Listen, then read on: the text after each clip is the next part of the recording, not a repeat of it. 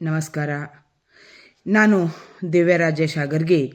ಇವತ್ತು ಈ ವಿಡಿಯೋ ಮಾಡೋ ಉದ್ದೇಶ ಏನು ಅಂತಂತಂದರೆ, 2-3 ದಿವಸಗಳಿಂದ ಸಾಮಾಜಿಕ ಜಾಲತಾಣ ಮತ್ತು ಟಿ ವಿ ಮಾಧ್ಯಮದ ಮುಖಾಂತರ ಕಲಬುರಗಿ ಉಸ್ತುವಾರಿ ಮಿನಿಸ್ಟರ್ ಆದಂಥ ಮಾನ್ಯ ಪ್ರಿಯಾಂಕ ಖರ್ಗೆ ಅವರ ಕೆಲವೊಂದು ಸ್ಟೇಟ್ಮೆಂಟ್ಗಳನ್ನು ನಾನು ನೋಡ್ತಾ ಇದ್ದೆ. ಅದಕ್ಕೆ ಏನು ಬಿಡಪ್ಪ ಈ ಮನುಷ್ಯನ ಬದ್ದಲ್ಲಿ ಏನು ಪ್ರತಿಕ್ರಿಯೆ ಕೊಡೋದು ಅಂತ ಅಂದ್ಕೊಂಡ್ಬಿಟ್ಟು ನಾನೇನು ಕೊಟ್ಟಿರಲಿಲ್ಲ. ಆದರೆ ಇವತ್ತು ಅವರ ಒಂದು ಪ್ರತಿಕ್ರಿಯೆ ಮಾಧ್ಯಮದ ಮುಖಾಂತರ ಮಾಧ್ಯಮದ ಅಣ್ಣಂದರಿಗೆ ಒಂದು ಪ್ರತಿಕ್ರಿಯೆ ಕೊಡ್ತಾರೆ. ಆ ಪ್ರತಿಕ್ರಿಯೆ ಏನು ಅಂತಂತಂದರೆ, ಕಲಬುರಗಿಯಲ್ಲಿ ಸಿದ್ಧಾರ್ಥ ಲಾ ಕಾಲೇಜ್ನಲ್ಲಿ ತಮ್ಮದೇ ಒಂದು ಸಂಸ್ಥೆಯಲ್ಲಿ ಆ ಸಂಸ್ಥೆಯ ಅಧ್ಯಕ್ಷರು ಮಲ್ಲಿಕಾರ್ಜುನ್ ಖರ್ಗೆ ಅವರು, ಪ್ರಿಯಾಂಕಾ ಖರ್ಗೆ ಅವರು ಮತ್ತು ಅವರ ಮಾವನರಾದಂಥ ರಾಧಾಕೃಷ್ಣ ದೊಡ್ಡಮನಿಯವರು, ಅವರು ಒಡೆತನದ ಶಾಲೆಯಲ್ಲಿ ಕಾಲೇಜಿನಲ್ಲಿ ಎಕ್ಸಾಮಿನೇಷನಲ್ಲಿ ಸ್ಕ್ಯಾಮ್ ಆಗುತ್ತೆ. ಆ ಒಂದು ವಿಷಯಕ್ಕೆ ಸಂಬಂಧಪಟ್ಟಂಗೆ ಮಾಧ್ಯಮದವರು ಒಂದು ಪ್ರಶ್ನೆಯನ್ನು ಮಾನ್ಯ ಪ್ರಿಯಾಂಕಾ ಖರ್ಗೆ ಅವರಿಗೆ ಕೇಳಿದಾಗ ಅವರು ಏನು ಉತ್ತರ ಕೊಡ್ತಾರೆ ಅಂತಂತಂದರೆ, ನಾನೇನು BJP ಅವರಿಗೆ ನನ್ನ ವಿಷಯವಾಗಿ ನಾನು ಯಾವ ಥರ ಅಂತ ಅವರೇನು ಉತ್ತರ ಕೊಡೋದೇನೋ ಅವಶ್ಯಕತೆ ಇಲ್ಲ. ಮತ್ತು ಅದನ್ನು ನಾವು ಮಾಡಿದ್ದೀವ, ಅದು ಏನಪ್ಪ ಅಂದರೆ ಅದು ಸ್ಕ್ರ್ಯಾಚ್ ಶೀಟನ್ನು ಅದನ್ನು ಯಾರೋ ಆಚೆ ತೊಗೊಂಡು ಹೋಗ್ಬಿಟ್ಟು ಯಾರೋ ಎಕ್ಸ್ಚೇಂಜ್ ಮಾಡಿದ್ದಾರೆ ಅಂತ ಹೇಳ್ತಾರೆ. ಯಾರೇನು ಕಿವ್ಯಾಗ ಹೂವು ಇಟ್ಕೊಂಡಾರೇನ್ರಿ? ಅದೇ ಹೆಂಗ್ರಿ ಚಾರ್ಜ್ ಶೀಟ್ ಹೊರಗಡೆ ನಿಮ್ದು ಅದು ಸ್ಕ್ರ್ಯಾಚ್ ಶೀಟ್ ಹೊರಗಡೆ ಹೋಗಿ ಅದು ಎಕ್ಸ್ಚೇಂಜ್ ಆಗುತ್ತೆ ಸರ್? ಇದೆಲ್ಲ ಬಿಟ್ಟು ಬಿಡ್ರಿ. ಮತ್ತೇನಂತೀರಿ ನೀವು? ಅಲ್ಲ ರೀ, ಮಕ್ಕಳಿಗೆ ಸಹಾಯ ಆಗಲಿ ಅಂತ ನಿಮ್ಮದೇ ಸ್ಟೈಲು ಏನು ಅಂತಂದರೆ, ಅಲ್ಲ ಸರ್, ಮಕ್ಕಳಿಗೆ ಸಹಾಯ ಆಗಲಿ ಅಂತ ಇನ್ಫ್ರಾಸ್ಟ್ರಕ್ಚರ್ ಕೊಡೋದು ತಪ್ಪ, ಸಹಾಯ ಮಾಡೋದು ತಪ್ಪ, ಅದೇ ಹಾಕ್ರಿ ಹಂಗಂತೀರಾ? ತನಿಖೆ ಆಗಲಿ ಬಿಡ್ರಿ, ಅದೇ ಹಾಕ್ರಿ ಸರ್. ಮತ್ತು ನಮ್ಮ ಎಕ್ಸಾಮಿನೇಷನ್ನಲ್ಲಿ, ನನ್ನ ಒಡೆತನದ ಎಕ್ಸಾಮಿನೇಷನ್ನಲ್ಲಿ ಮತ್ತು ನಾವು ನಮ್ಮ ಬಿಲ್ಡಿಂಗನ್ನು ಇನ್ಫ್ರಾಸ್ಟ್ರಕ್ಚರ್ ಕೊಟ್ಟಿದ್ದು ತಪ್ಪ ಅಂದರೆ ಆ ಎಕ್ಸಾಮಿನೇಷನ್ದಲ್ಲಿ ಮ್ಯಾನೇಜ್ಮೆಂಟ್ದವ್ರ ಇನ್ವಾಲ್ವ್ಮೆಂಟ್ ಇರುತ್ತೆ. ಮತ್ತು ನಿಮ್ಮ ಶಾಲೆಯಲ್ಲಿ ನಿಮ್ಮ ಒಡೆತನದ ಕಾಲೇಜಿನಲ್ಲಿ ಎಕ್ಸಾಮಿನೇಷನ್ ಆದರೆ ಮ್ಯಾನೇಜ್ಮೆಂಟ್ದವ್ರು ಇರೋಂಗಿಲ್ಲ. ಯಾಕೆ ನಿಮ್ಗೊಂದು ನ್ಯಾಯ ಮತ್ತೊಬ್ಬರಿಗೊಂದು ನ್ಯಾಯನಾ ಸರ್? ಇವೆಲ್ಲ ಬಿಟ್ಬಿಡ್ರಿ, ಇವೆಲ್ಲ ಯಾರಿಗಾರ ಕತಿ ಹೇಳ್ರಿ. ನೀವು ಮಾಡಿದ್ರೆ ತಪ್ಪಾಗಲ್ಲ, ಅಲ್ಲಿ ಕಾನೂನು ಮತ್ತು ವ್ಯವಸ್ಥೆ ಅದೇನು ಇರೋದಿಲ್ಲ. ಮತ್ತೊಬ್ರೇನಾದರೂ ಮಾಡಿದ್ರೆ ಕಾನೂನು ವ್ಯವಸ್ಥೆ, ಬುದ್ಧ ಬಸವ ಅಂಬೇಡ್ಕರ್ ಸಂಸ್ಥೆ ವಿಚಾರ ಇದೆಲ್ಲ ಬರುತ್ತೆ.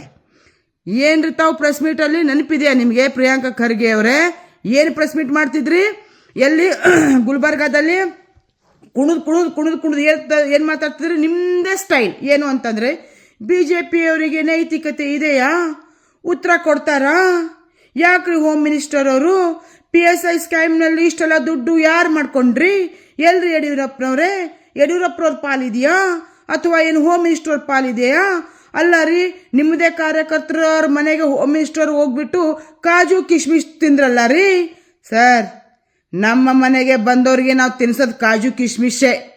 ಮಂದಿ ಥರ ಯಾರಾದರೂ ಮನೆಗೆ ಬಂದರೆ ಚೇರ್ನೂ ಇಲ್ಲದೆ ಇರೋಂಥ ಸಂಸ್ಕೃತಿ ನಂಬಲ್ಲಿ ಇಲ್ಲ. ಹೀಗಾಗಿ ದಯಮಾಡಿ ಇವತ್ತಿನ ದಿವಸ ನಾನು ಕೂಡ ನಿಮ್ಮದೇ ಸ್ಟೈಲಲ್ಲಿ ನಾನು ಕೂಡ ಕೇಳ್ತೇನೆ ಸರ್, ನಿಮಗೆ ನೈತಿಕತೆ ಇದೆಯಾ BJP ಬಗ್ಗೆ ಮಾತಾಡಲಿಕ್ಕೆ? ನಿಮಗೆ ನೈತಿಕತೆ ಇದೆಯಾ ದಿವ್ಯಾ ಹಾಗರ್ಗಿಯವ್ರ ಬದ್ದಲ್ಲಿ ಮಾತನಾಡಲಿಕ್ಕೆ? ನಿಮಗೆ ನೈತಿಕತೆ ಇದೆಯಾ ಹೋಮ್ ಮಿನಿಸ್ಟರ್ ಬದ್ದಲ್ಲಿ ಮಾತಾಡಲಿಕ್ಕೆ?